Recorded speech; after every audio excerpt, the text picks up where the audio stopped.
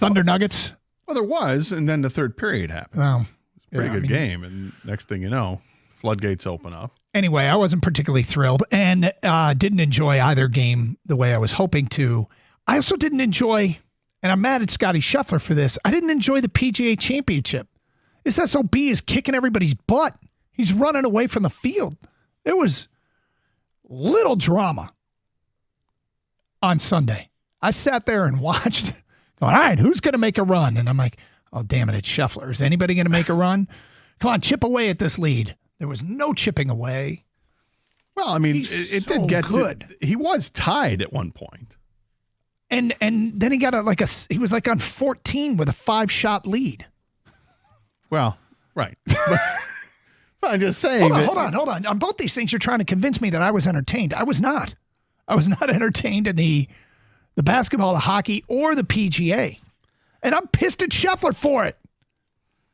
I guess the problem for me was that I did not want a live golfer to win this event. I don't want a live golfer to win a major. You don't want a live golfer to ever win. Sure. Fair enough. Yep.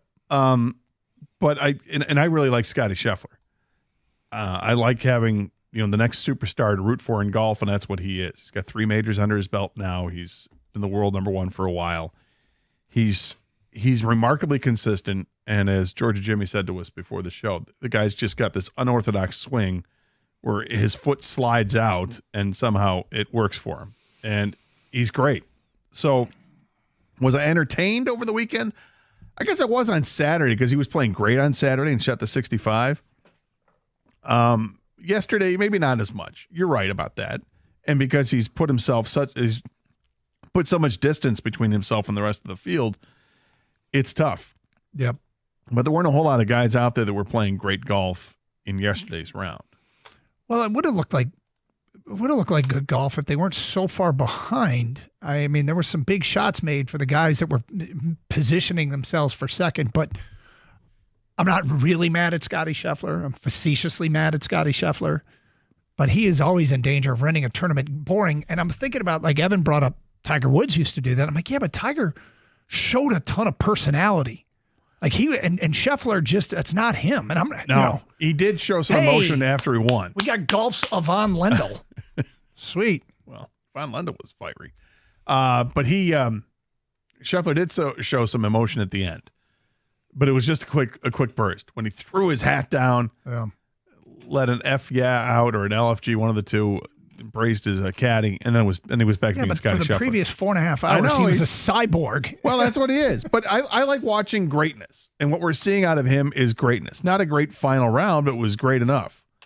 But he's been so good for so long now. Yeah, like somebody. Does he have a rival? Anybody on Live? No, because nobody has a bad thing to say about the dude. I know. He got thrown in a cop car. Yeah, I was about to say, that's like the most exciting thing that's happened is he got a kind of a bogus blocking traffic charge against him, and they ended up in handcuffs. I can't believe he's turned his life around like he has. I applaud it. I think he should be the champ of the weekend for just turning his life around. Getting it back on track? Yes. The system works. By the way, speaking of, some people have a system for picking winners. Kang brought this to my attention last week, and I was cracking up. You're driving into work last week, and you throw on the Bet 1270. Yeah. And they had some betting guy on to talk about who's going to win the PGA Championship. And he said something, and it made you laugh, and you brought it up to me, and it made me laugh too. Yeah, and he was giving all these reasons of why he was going to take the pick he was, the value, all that stuff. And it sounded like legit stuff. You know what I mean? Nothing, sound like I didn't look into the information he put out there, but it sounded legit, and he does this for a living. And then one of the things he said at the end was, and also, guys, he's due. And that just made me laugh because I thought, how long are you due before you're just not good? Or, you know what I mean? Like, or when does there's a window there, right? You have to cross the threshold where you're not struggling, you're due, but then you better win before you get to the far side of it, and then you're not good. So what makes one due? When do you become due? How long do you have to fail to qualify as I'm due? Yep. And then how long do you fail before your due turns into, well, he just sucks? Right, because here's what nobody would ever say. Rory McIlroy's due to win another major. Nobody would say that. He just won the Masters. He didn't win this one. What's next? The Well, British Open? The British Open's say next. you expect him to, but to say you're due is You'd never say that implies that it's been a long time. Yep. So he's got to lose a bunch of majors before he's due again to win a major. Yeah. But I don't know when that threshold is crossed. The person that, by the way, Kang was talking about, the golfer that he picked because he was due, was who? Patrick Cantlay. Patrick Cantlay He shot 74-74 and missed the cut. Yeah. He was going on and on how this was the value play and all this stuff. And he said, well, and he's also due. And then it turns out he golfed like doo-doo. Yeah, well, he's due to play well because he hasn't played well in a while. So, I mean, to say someone's due as well, do they have to be good at some point? You know what I mean? Like, you can't just say some guy who's never done it. You have to accomplish something. Like, if with golf, I think somebody might say Jordan Spieth is due. Because he's played like Mung for a long time here. Is this actually a real thing? If you start thinking about it, is it just sort of a cliche that you throw out there, or is it a real thing, being due? Let's go to a different sport that more people watch. Okay, let's go. Like baseball. Yep. And specifically with the Tigers.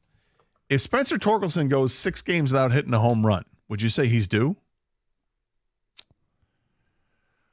I don't know if I'd say it about Torque. If you go 25 at bats without hitting a home run, and you're known for, doing that. I mean, maybe it applies a little bit more to like Aaron Judge, somebody who's got a longer track record of being due. I mean, maybe that's a thing. I don't know. Or if somebody's on a heater, he's due to have an offer, or he's due to have a clunker of a start. Yeah, I guess. I mean, I'm trying to think. I mean, was Scooble due to have a clunker? I'm thinking back to like when we talk. Have I ever used the term "he's due"? I've definitely used it. Yeah, I'm not sure if I have. It's been a long time, but I can't remember last time I used the term "he's due." Gator, like whenever you've gone to the casino and you see the roulette table and you see it's all like been 4, 5, 6, 7 blacks in a row, right? Red is due. Even though it's literally the same odds supposed to be every time before it spins. I know. It's due. I'm kind of with you. But I don't play roulette. Ever. Like, are you due for a blackjack? Have you been dealt? Well, I mean, I'm due for a blackjack. You've got to be kidding me. You have gone through 2 shoes, right? And I've yet to get a blackjack out of this. And it's just you and I play. I'm just playing the deal. Yeah. And I haven't had, it's been a half an hour. I haven't dealt me a blackjack. You're due. I'm due. Yes, and that's what the casino is counting on, for you to move in and start increasing your bet because you think you're due. And that's the whole thing. If you can time it, you can't time it, but you can if you're counting cards, I suppose. But, so you do believe in being due in cards, even though you know that that's why the casino makes a profit. I understand. We know what we're getting ourselves into, Doug. Yeah. No. Okay. I'm not. These aren't delusions of grandeur. I get it. Somebody on Twitch, FBG25, basically just said, are the Maple Leafs due? No, they're just bad. All right, so they've crossed the Toronto Maple Leafs since 1967. At one point, you could say they were due, but we can no longer say they're due. No, and they're going to lose Marner this year, and Yep. Are the New York Knicks due? No, they're not good enough. They haven't been good. They have a long track record.